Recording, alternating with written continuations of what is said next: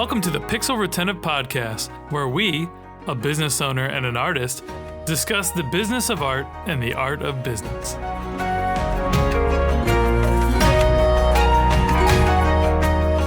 Hey friends, I'm Carl, founder of Epic Made, and I'm the host of the Pixel Retentive Podcast, where we share our thoughts on creativity, art, and business.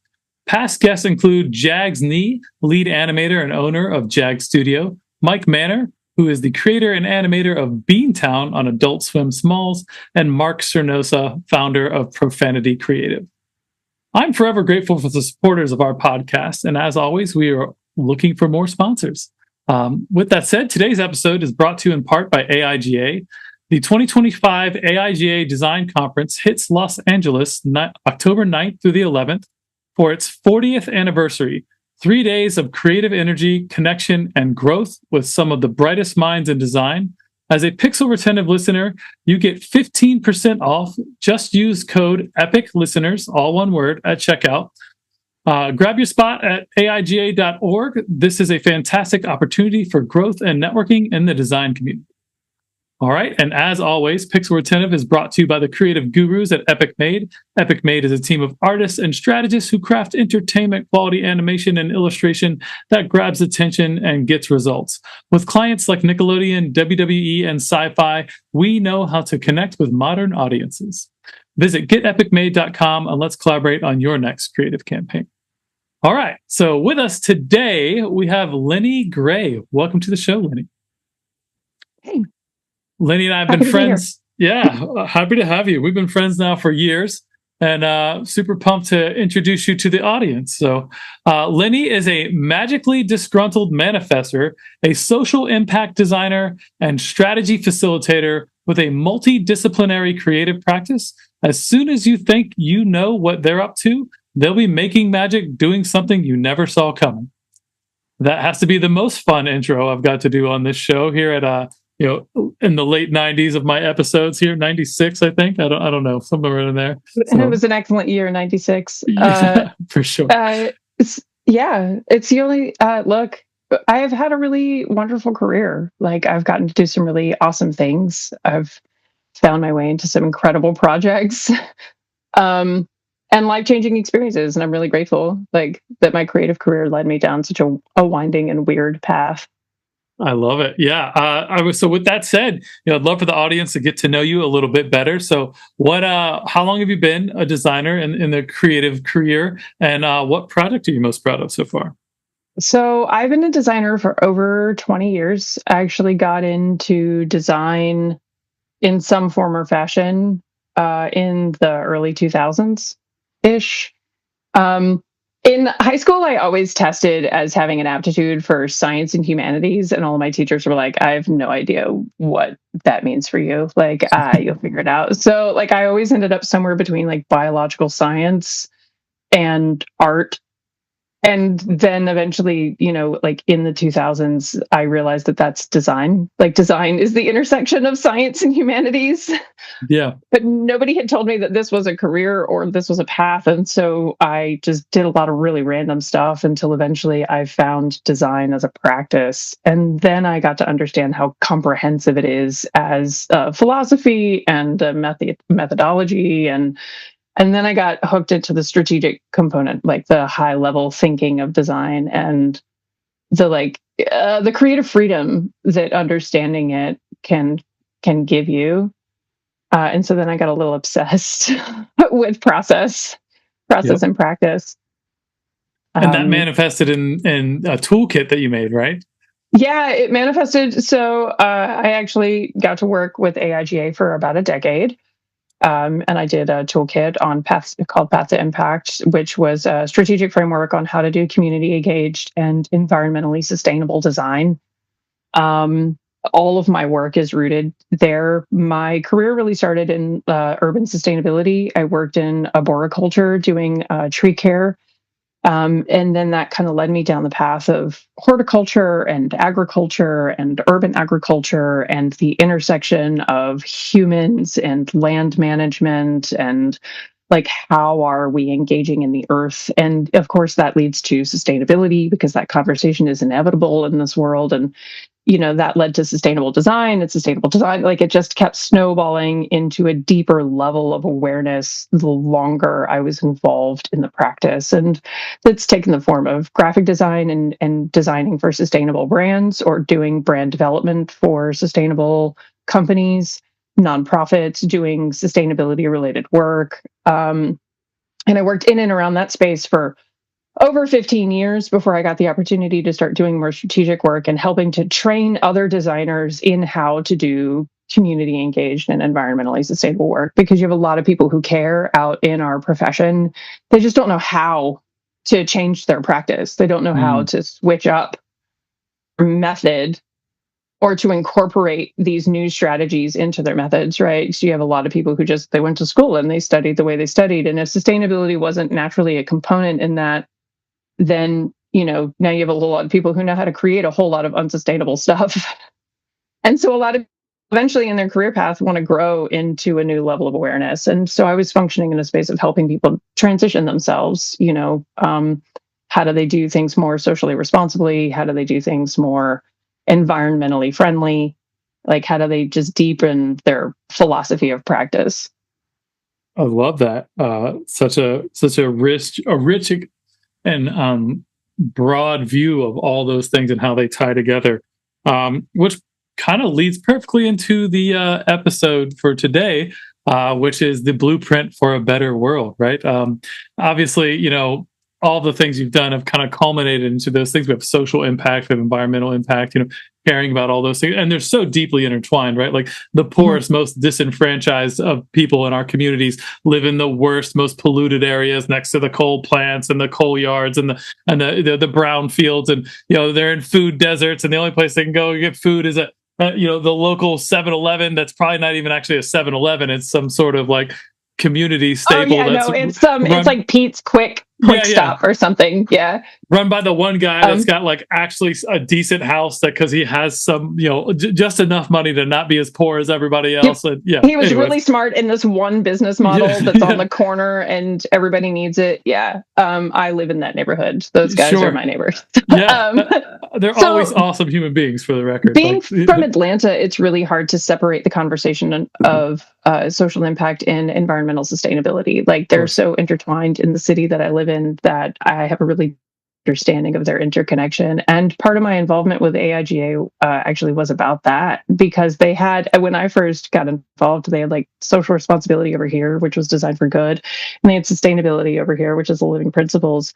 And it's like, you can't be sustainable without being socially responsible, and you can't be socially responsible without being sustainable. Like, 100%. And then you're taking people who care about these ideas and you're forcing them to choose between camps, when in fact it should just be one camp, which is, how do we design with better ethics? How do we design with a deeper sense of compassion? How do we actually really think about the impact that the thing that we make is going to have, or could have, or how are we accountable to the impact that we're having with the things that we make? And because that conversation cannot be more important than it is right now. Like, how we wield media, how we wield material, how we wield economy, like all of these factors which are all the pillars of social impact, right? Like, you need all of them to create a functioning society. And as designers, we have our hands in all of them. We have our hands in cultural development, economic development, mass communications, and we're stewards of a lot of societal exchange. And I have always been really passionate about trying to help people understand, like, how we take these amazing tools and resources that we have of storytelling and like mass cultural movements, and really apply them towards things that matter. Apply them towards companies trying to make the best products that are going to help things. Apply them to the organizations that need the most help. Like, give it to the stuff that matters, and stop giving it to the stuff that's like, we know it's ruining us. Like, just don't. And so I've always been involved at that level, because I believe in this intersection. Like, I don't believe that these ideas are separate at all. One of my favorite projects ever that I've ever worked on is I was partnered with a chef here in Atlanta. She's phenomenal, revolutionary chef, Taria Camarino. we've worked together on many, many projects, and she got the opportunity to work on a book project for Atlanta.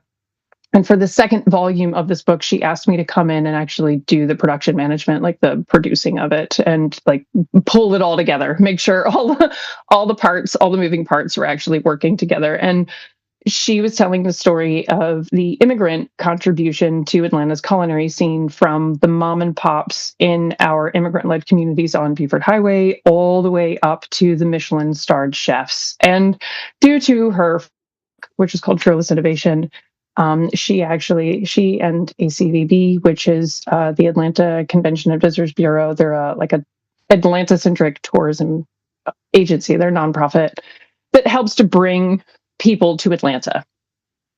They actually got Michelin to come here because of her work in this space. The first book that she wrote was about the contribution of the civil rights movement to Atlanta's culinary history and to Southern cuisine in general, and the pioneers of the Black women that actually integrated the restaurant scene of Atlanta, because it was Black women that actually integrated public spaces. And she wanted to tell that story. And so that was her first book that brought Michelin here. And then we got to work alongside Michelin for the very first Atlanta Michelin event. And we made the first community-centered, zero waste Michelin event in history. Amazing. In their history, which was a huge, it felt like a success. It was a lot of work. We partnered with everybody in order to make it a no waste event. We had people coming in and taking all the food waste away and giving it to the homeless. We had all the floral arrangements going into hospice care centers. We had like every single touch point found a second home, like another life afterwards. We had a plastic-free event. Everybody had to wipe their hands on like warm towels, and so there was just like zero waste. And we also created a space for 11 different pop-up chefs, because pop-ups are in a category of restaurant that does not get honored by the Michelin system. Sure. So they wouldn't be acknowledged at all at this event, but they're integral to our culinary scene. So we made sure that they were the ones who served the food that night. So we chose 11 of the best people who were being featured in the book that Taria was creating and I was helping her produce. And so we pulled from our local community, and they all got to show up that night. They got to talk to people about their food. And we all had an amazing time. So we actually created this like one of a kind experience that was very Atlanta. And I think that's probably one of the best examples of this like integration between, culture and society and economy and environment. That was a really wonderful representation of, the work that I really love to do. Because for me, it's about the impact that it's having. Like, I love working on projects that are actually trying to create something that does not exist yet, or telling a story that really needs to be told. More so than it's a brand or it's a book or it's more about like what it's trying to do.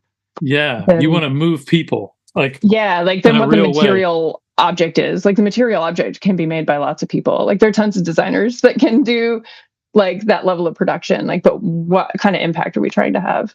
Yeah, no, that's huge, and I think that should be the lens in which we push each other to operate more. Like, how can we look at this in a way that's like, okay, well, we could do this project, but can we do it in a way that has a ripple effect that actually moves the needle for society and adds some extra depth of just giving back and good? Because so often, and in the commerce, and there's all kinds of issues, obviously, with any types of economic systems, and in capitalism, but especially in our system, we are able to sort of skirt around the environmental cost of everything. Those aren't incorporated into the cost and the fees of things, and how and I don't know what the solution for doing that is, but we have to be mindful of that. We need education around that. People need to understand that, there's a cost to all of the ripple effect of all this garbage we make, or all this excess, or all this waste. And I love the idea that you designed an entire event that was zero waste.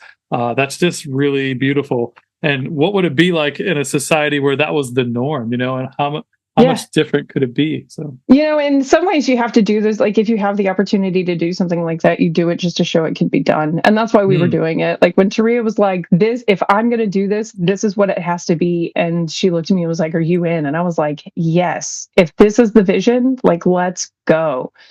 And it was the two of us. Like we got after it in the city, and we pulled the strings alongside all of the other partners for the event. And even they were just like, it was a remarkable night. It was an amazing experience. Some people were saying it was the best Michelin event that they'd ever been to. It was just the most, it was just the most alive event.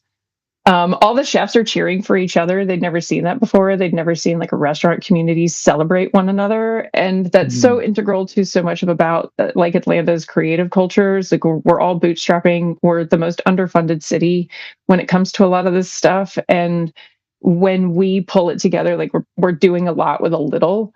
And we get excited when we see people win, like it's nice to see people win. There's so much compassion in all the creative communities. Like there's something about identifying as a creative that also kind of puts you in this place where you like give a fuck about people, like and like in your community, and you understand that you are a part of the curation of the culture of the community that you're in. Like the creatives create and define the culture of all their societies. And like we get it, even if even if people haven't made it to the space where they can see and articulate that, it seems to be innate. And I love that about this community, just in general. If I do anything in the creative industry, it's to try and constantly remind everyone in it how powerful they actually are, like how much influence they actually have. Like, we as individuals, we never know the effect that we're having on the world around us, just being who we are, doing what we do every day, right? But we each do. Every one of us is this magical, creative being that has all of these ideas and is synthesizing the world in this super special way. And like, if you can actually get people to recognize just how special and powerful and potent that is, and just like point it, just like put all that energy over here and then just watch people shine, it's the best. It's one of my favorite things about being a facilitator or doing strategic work, or the kind of space that I inhabit in this is the teaching component, and actually seeing people grow in the process, seeing people grow in themselves, watching them unlock their creative potential, like while they go through it and they start to make all the connections that I can help them make. Like when I found that as a facilitator, I was like, I don't want to do like standard, graphic design. Like I closed that side of my business. Sure. I was like, I was like, I'm hooked. Like I just want to be in this space. Because then you make an army of really talented, creative people who are able to go out and change the world, right? Like I'm one person, but if I have the capacity as a facilitator to bring this to groups of people, right, then we have infinite possibility in front of us. And that's way more exciting to me as someone who does change work. Like one person can only do so much. I can do, and I do, like I have my case studies. I have the things that I'm involved in my own community that are really important to me as projects that I sustain. Like I have my urban farm, and that is a huge part of my life now. It has become a hub to have this reclaimed urban space that we've been working on since 2020. That space has fostered an opportunity for me to start working with schools and food deserts to help them build out gardening systems and to teach it as a part of their STEM programs. In addition, I'm partnered with a local organization that serves the unhoused, and we're building out little food forests. Like we're some of the communities that live in the forests around the city. We're building out gardens that can be temporary if they have to be. We're like starting to look at taking old shopping carts, because these camps are always full of them, and just filling them with like cardboard and dirt. Yeah. Like give them some raised bed soil and you can turn them into container beds, like really cheap and easy. It's not hard for us to get soil donations, and so I'm starting trees to look and bushes are like effortless. You just get them to take and you just leave them alone. They make fruit and food forever. Ta-da! Yeah. You can put in strawberries, they're perennial. You can put in asparagus, it's perennial, it never goes away. You can, like, we could do fig trees, pawpaws. A lot of the stuff is native to this environment. So I'm looking at what naturally what naturally just grows here and doesn't ever want to quit, and just installing some of it in some of these camps. So they just have these perennial gardens growing, and it's giving the unhoused access to food under their own terms. We're teaching some of the community how to take care of the plots, and they have their own little garden spaces that are now making fresh food for them.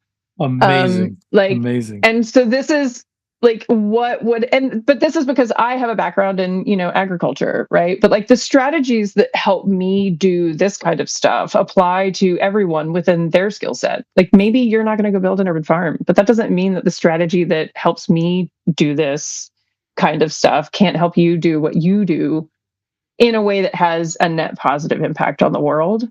100%. Yeah. And conceptually, it translates, right? And I love I think what you talked about, like the growth as a facilitator, and like that resonated with me too. Like I started off as a creative and myself, right, and an artist, and I had to fall in love with like building a business, and then from like I'm in love with the art and the executing and doing the things, but now it's like I love watching people grow, like you said, like emotionally, right, like in their craft.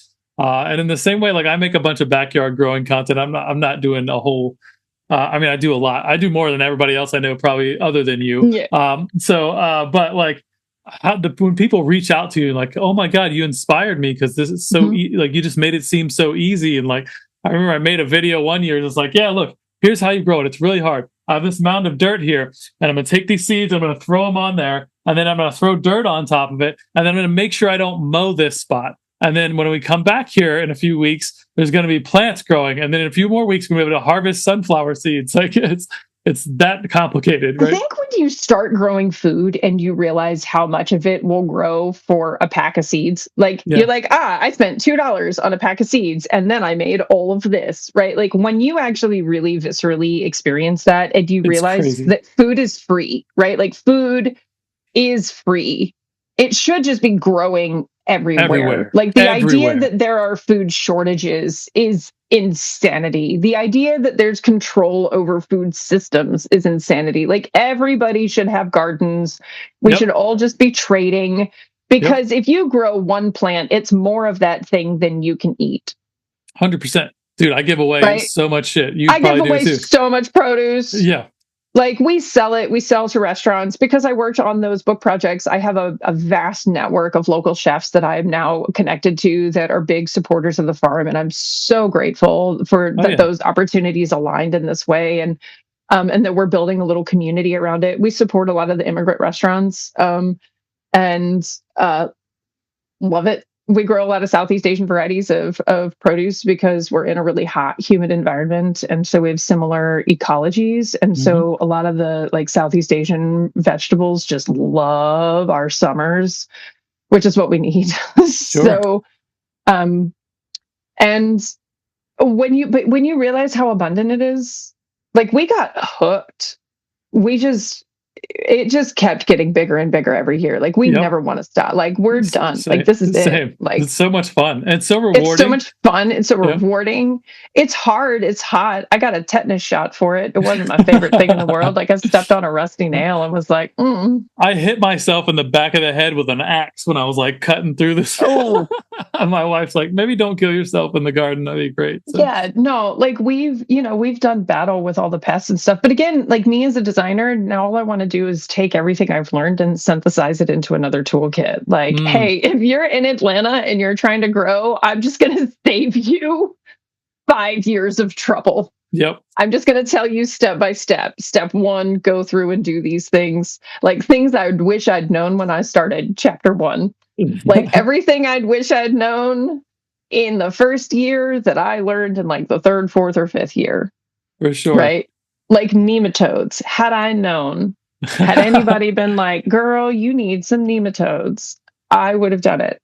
Yeah. And now here we are. All the little things. Trial by fire is just figuring it out while you're rolling through it and screwing things up. There's a time and place for that. But like if you can mitigate any of that, because you're gonna have that regardless, no matter how much knowledge you have, right? There's always an unknown. So we learned when we were like climate change. right? Like in the process of doing this, we've learned that there is no same year. Yeah. Like last year, July hit and we were in a drought for 3 months. Like we didn't get a drop of rain. Right. It was desperate by the time we got to September. And so this year we're coming up on June and everybody's predicting we're going to have the same exact kind of summer. It has been so wet and so rainy. Yeah. Like that we haven't needed to water anything. It's probably a rainforest back there. It is so humid that now we're not dealing with problems of drought. We're dealing with problems of humidity. Mold, now we have to deal with fungus and mold and like all of these other things that weren't necessarily an issue when we were dealing with drought. Like with drought, we're dealing with trying to give you enough water. Now we're trying to deal with the problems of having too much water. The soil is too soft. Plants are falling over. Like we've got infestations of things that just love it when it's that damp, you know? And there's nothing we can do about some of that, you know, and some of it you just kind of have to mediate to the best of your ability because you can't like control how much rain is falling from the sky. Yeah. And so no 2 years are going to be the same. Like we've not had 2 years be the same. We haven't. And we've been tracking with weather data the past several years, just so we have like more of a sense of what was that year like and what were the problems we were dealing with. And this year's totally different than last year. And last year was different than the year before. And so like no 2 summers are going to be alike, which means we're just going to be, we're going to be FAFO like forever. You know, and that's life, right? And you think about it on the business side of things and the economy and the market, you know, like I've been working for myself full time as a creative since 2007, right? I quit my job in 2007. And it's sort of been that way in business, right? There's like, everyone's like, oh, make a 5 and 10 year plan. I'm like, for what? What the who knows what the fuck's going to be happening in 5 years? Like who predicted COVID? Who predicted who predicted like all these things? It's just like I never planned that far out because it's just insane. Like I first founded Lens Piece in 2008. I think it was when Lens Piece first started, and it started as like a design. The letterpress or no? No, it was it was design and production. The letterpress got added, right? So it was like it was design photography, you know, like custom graphical creation. Yep. The press got added on once I was able to acquire one. Right. And then it was just sort of like a both. It was like an and both kind of situation. But then the economy, like the bottom fell out of the economy, you know, like, and here I am trying to like go do my independent hustle. And I'm thinking it's me. Yeah. I'm thinking it's, I'm the problem for the longest time until actually some people started pulling me aside and be like, girl, do you see the economy right now? And I was like, oh, it's not a me problem. It's like a life problem. It's like a world problem. And that's that really, drought scenario, right? Like, yeah. You know, and then I started learning the lessons of being a creative in a constantly varying economy, right? Like when certain people would come into office, it would get really bad. And then when some people would come into office, it would get really good. And then and it was just like this really hyperbolic experience. It was like, oh, my profession is completely tied to politics. It's completely tied to what the economy is doing right now. Like, and realizing that as a professional creative, that everything we do is so beholden to how well capitalism is doing. Yeah. Yeah. Right. Like if it's not doing well, we're probably not doing well. I got, you know, on the last episode, we have Mark, name's Mark Cernosa. He said he works in product marketing a lot. And he's like, look, all of my clients have no idea how much their products are going to cost because they're all sitting in warehouses somewhere worried about tariffs and they're storing them in these places. And now the warehouse guys are like, oh, we're going to charge you egregious extra fees now because we have this extra leverage. He's like, so you know what they're not doing?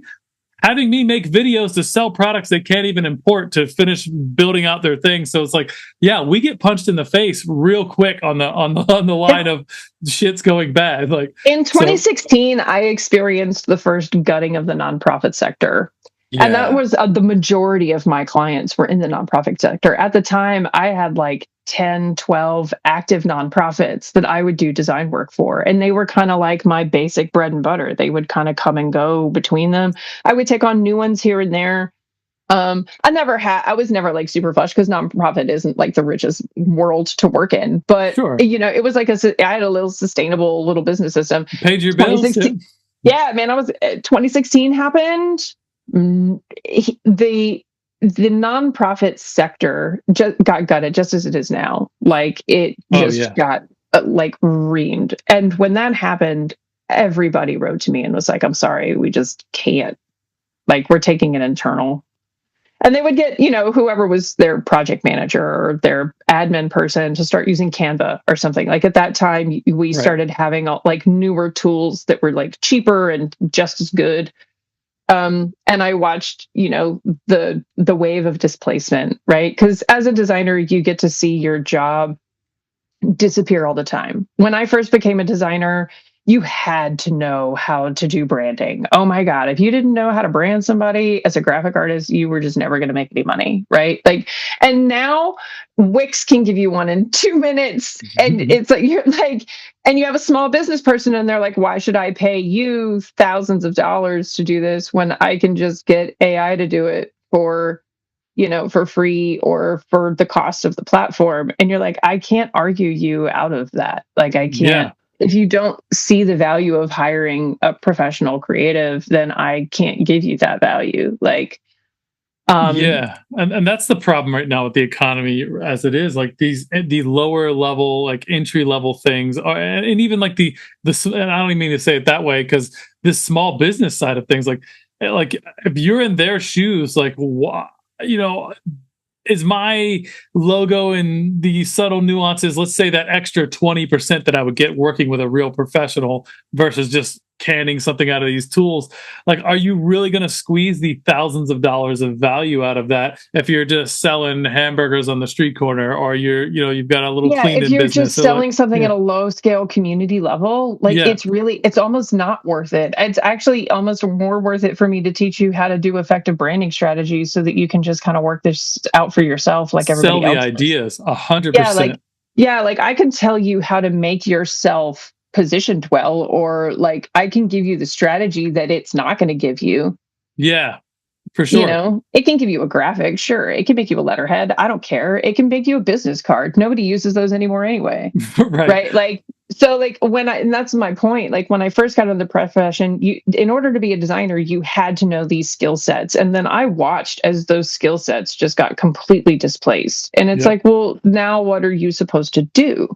And so, if we're not starting to teach designers that higher level of strategic thought and creative development, then we're doing all of them a disservice, because eventually your job's going to get taken over by something. Like, I've been watching this happen for so long that now, like, copywriters are severely at threat, Yeah. like entry Legal aids, level like legal aids, yeah, like attorneys are entry getting beat up. Like, entry level designers that just do plug and play stuff. Like yep. there are a lot of positions that are now kind of on the chopping block, and all of those people who kind of put their wheelhouse in that, like, okay, so what do you do with that skill? Where Mm. else does that skill apply? Like, what else can you do with it that maybe still gives you a leg to stand on in an economy that's constantly changing? And this is where, like, as a facilitator, I really like talking about, like, where do we still have power, and what are our skills actually good for, and where do we really want to put them to use? And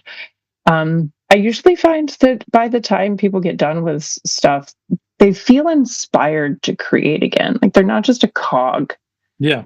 They're not just a production machine. Well, Like, it's the tools are always going to change and evolve and get faster and simpler. And even with AI tools and generative AI tools, and we won't get into like, and we're both on the graphic artist guild together, and we're working on our ethical guidelines of, what these tools, can do and how they should be considered as you choose to use them or not.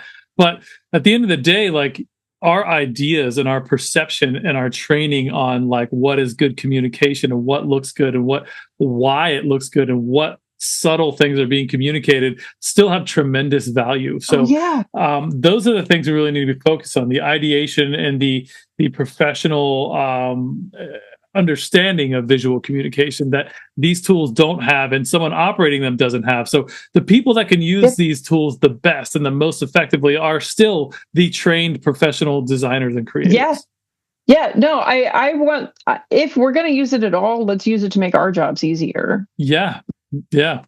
negate or replace our jobs, right? Like, I've definitely, I spent a lot of time resisting a lot of AI, but I have had moments where I'll just be like, okay, fine. If I'm going to hate you, I should know you, because that's how I am with everything. If I'm going to hate you, I should know you. Sure. I'm not going to hate on something I've never actually even like attempted or experienced. Like, I'll just say I don't know. So I started experimenting with it, and then I started asking it to do things for me. And then I was just like, oh, damn, you just saved me so much time. Like, I started realizing how much effort it actually could save me, because the one thing it does really well, because it was made by designers, is it helps you design. Yeah. It does help. It helps make the design process a little faster. Well, it can help. So designers at their core take a set of things and Yeah. put them together in a way that makes sense and seems the best, right? Like that's the most reductionistic way to say, As like, a very reductionist yeah, way, but yeah, right. So, we're but like that's assemblers of disparate information. yeah, and then making them flow and work together in the best Yeah. possible way, right? So like I find, like, as a person who has a million ideas and is super ADD, I also have a lot of shortcomings on the other side. Like my ability to restructure things and make a plan and, like, synthesize all this into something actionable and concrete that, like, flows and coherent and isn't, like, all over the fucking place. These tools help me overcome some of my disabilities and shortcomings and allow me to do more of what I want to do faster. And I I have think found the on a same small thing. level is amazing, right? So like when My small, ADD yeah, brain has really appreciated having a little bit more of a pocket assistant yep, that can help me keep track of my thoughts better, or remind me where I left off, or help me reconsolidate something so that I can read it more effectively. Like, I'm not good at taking a wall, and I'm good at this because I need to do it. Like, I don't like reading just a wall of text. no, It yeah, drives me insane. Like, I need higher structure. I need bullet points. I need this. I need some of it emboldened. Like, I need you to really tell me with clarity what you're talking about here. And I am really good at taking a piece of information and actually being like, hey, like, let's do some high level structure. I've recently experimented with, like, doing that with taking blocks of my own writing. Say I'm doing some free writing and I'm trying to get it re-edited, and I'll be like, hey, rework this for this tone, this impact. And man, if it doesn't help, like, if it doesn't actually do a really good job of being like a second brain and being like, yes. no, no, no, no, no, don't, not that. Let's do this. And what do you think about that? And I'm like, oh, that is better. So I took my GPT and I input like hundreds of hours of live streaming and conversations and sales calls and podcasts and then everything about You've my got business. 5 years of social media content. Yeah. Well, I didn't even ask it for that. I just wanted it to understand me and my point and, like, who I am and what I'm about and, like, all the stuff that motivates me and the stuff that I hate and the stuff that I like. I just dumped way too much information and now, like, I ask it questions and it, like, really helps me understand myself and understand how I should react to certain scenarios. Like, and even, like, I asked it what the meaning of my life is, and it's like, well, the answers it gives me were just, like, gave me the chills. Like, I didn't even, Yeah, like, I no, love this. Like, look, so, I did something similar. I've been working through, like, some stuff I'm trying to publish, and I got stuck in an area. I was just like, I don't, it's not working. Like, I can see that it's not working and I can't make it work. And I took this section and I was like, hey, can you, like, help me figure this out? Like, I'm going to give you a PDF and I just want you to help me, like, see what's not working about this. And it came back with, like, oh God, this is such great content. Like, oh my hold on a God. minute. But you're hanging up here. And it was something, like, it was the way that I structured it. It hit a spot where it just couldn't flow anymore. And it was like, what we want to do is we want to rework, right? And then I was reading through it and I was like, could you do me a favor? Could you look at my website and my brand essence guide and then rewrite this with that information in mind? And it was like, oh yeah, that would actually help me do a much better job. And then it like reviews my website, reads all the content, then it reads my essence guide, and then it came back with, I kid you not, like, flawless, like, it took all of my language, it took Yep. the thing that I was trying to say, and it said it with more clarity, better punctuation. Oh, for sure. Like, And so it's I found it to be an effective helper for research or consolidating research or helping me to aggregate information, Yeah. and aggregate data. And honestly, it's become a tool I am using a little bit more just for these purposes because it's saving me a lot of time. It's getting my head around things in ways that I need, and it's a better marketer than I am because I hate marketing. Yeah. I I'm understand fine that. at creating the content, but I don't want to. I hate the selling.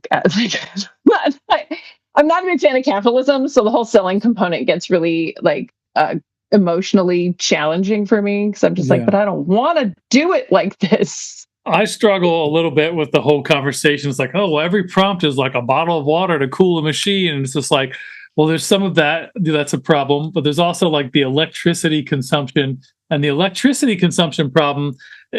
The same narrative that goes through all the Web3 stuff that I'm a huge proponent of. It's like, we don't have a problem with electricity consumption. We have a problem with the death grip on the electricity grids and the people who provide those energies and how they are shutting out renewable energy on every possible way they can so they can make sure they can make as much profit as possible. And this isn't even like conjecture. This is exactly how the industries run, and it's really terrible. So Yeah, yeah, I no, mean, I just thought I'd plug that in there after we talked a we bunch about actually, sustainability and yeah. if you understand sustainability, right, you understand we're actually living on a very abundant planet, right? Like there's a ton of energy to be captured. There's Yep. in a sustainable way, in a way that doesn't like isn't necessarily extractive, unnecessarily extractive, right? Or Yeah. extractive in an exploitative way, or exponentially productive, right? Like we have access to abundant energy. We have access to abundant food. We have access to abundant resources. But who has decided who owns them and how they are owned and how they are distributed is entirely messed up. Yep. From food to water to power, like We just it's look at the wealth distribution. It's insane. It's insane. broken. Yeah. Yeah, if So you understand anything about sustainability, you understand just how rich this planet is and how amazing life on Earth would be if we just did it. Like if we just stopped being dumb about it. And I know I don't even understand why it's so much of a debate. Like why is it so hard to be like, hey, let's do this in a way that doesn't hurt the planet at all and protects the ecosystem? Like I don't understand why that is like, no. it's because those who tell the stories rule the world, and we're not Like in control of the narrative, right? So it just boggles my mind that there's any human ever in existence that's like, you know what we should do? We should completely eradicate all of the nature. That's what we should we're so just removed pave from it. it. Oh my God. It's Just yeah. pave the whole thing. You Like ever pave the earth. It's fine. whenever I'm flying, right, and I look down and it's like you see like beautiful, lush, like marshland and stuff, especially because I'm flying up and down the East Coast a lot. And it's like, and then you see like little rashes pop up of just concrete and asphalt where it's just like everything's dead. It's like veining through there, like, and it looks like a rash on your arm. Like, well, like, whenever you get a rash and the skin starts to get messed up and the hair falls out, it's like, it looks like a rash on the surface of the earth. It's like, we can't do Yeah. better than this. It's 2025 and we still just like, burn everything down and just It's like unfortunate because we can, right? Because you look of at cities course. like Copenhagen, right, that have like integrated environmental sustainability into their like social structure. Like you look at there's cities around Europe that have embraced it. There's cities in Japan that have embraced it. There's cities like there are cities striving for sustainability all over this planet that are Yep. doing a million times better than we are because they're With just way less not resources. fighting about it. But yeah, Right. well, it's supposed to be more efficient. It's supposed to save us money. The whole point is it's supposed to generate more abundance. Like, why But it do takes we? money out of the current stakeholders of power's pocket and they don't want that. So that's the problem, right? Like we're in a death grip. So, It's yeah, so dumb. it's It's annoying. so dumb. But People wonder where the disgruntled part of my name comes from, and sure, it's it's right there. it's this. It's like constantly being affronted with all of the bad decisions that someone made to govern how we do things. Like when you're someone who specializes in process and practice, and you look around and you're like, this is a choice. This is a human made system. Somewhere along the way, a group of people were like, you know how we should do it? Like this. And everybody was like, yeah. Yeah. Why? Like, if that's how the world is made, then we should get groups of people together in order to be like, hey, it should be like this. And then everybody goes, yeah. And then we make it some other way. Like, well, if designers got to save the my world. only thing.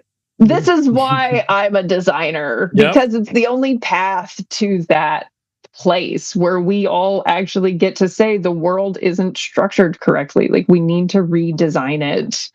Literally from the ground up. Like, we need to just come in and redesign it, and make it something that benefits everyone, because there's enough to go around. Oh, well, yeah, enough to go around for sure. But we need some new trillionaires. Like, that's definitely, when they're mining the moon. So that's good. That can't have any consequences. I just want them all to move to Mars. Like, just go. Hey guys, let the meek inherit the earth. Like, just let us.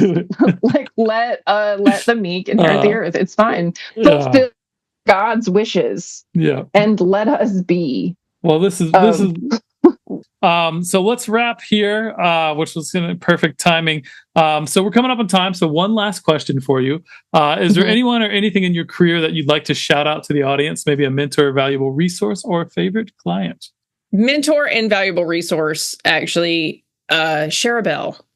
All right. I'm going to give a shout out to 3 people. It'd be Sharabelle, Richard Holland, and Andrew Twigg. Because they were like my rock star support crew when I watched everything fall apart, and these people showed up in my life. Sharabelle gave me business coaching, and she is an incredible business coach for creatives. She understands how to help you find your sweet spot and lean into that, and I'm so grateful for her for helping me to do that. Andrew Twigg for helping me to understand my power in the world of the social impact space and like what I meant. And Richard Holland for always keeping me connected to my heart as a compass. So, those would be my people. All 3 of them are amazing human beings. I've met them all and spoken to them quite a few times. So I will support that whole statement. Awesome. I want to give a big thank you to AIGA, who ended up connecting us. We met at a leadership event in Atlanta that you and your chapter hosted when I was running the Hampton Roads chapter, and my last one. I met you on my last one. Yep. So cool organization that brought a lot of us creatives together, and same people hosting the sponsorship today. That they're doing their 40th conference. So they've been doing it for 40 years, which is crazy, in LA. And this might be the last big one. I understand they're going to change to a kind of different format. So definitely want to get out there and check that out if you can. So anyhow, we've been talking to Lennie, who is a multidisciplinary designer and creative strategist. You can check out their website at lenspeace.com. That's LENSPEACE.com. But if listeners want to follow up with you directly, Lennie, where should they go? Actually, just also go to Lens, or you can hit me up on my personal Instagram, Lennie is Gray. Okay, cool. Lennie is Gray. Got that. All right, Lennie. Well, thank you so much for being on the show, and we will see you all next time, friends. Yeah. See you later. We really hope you enjoyed the show. Please like and subscribe to join us on our next journey through the world of art and business on the Pixel Retentive Podcast.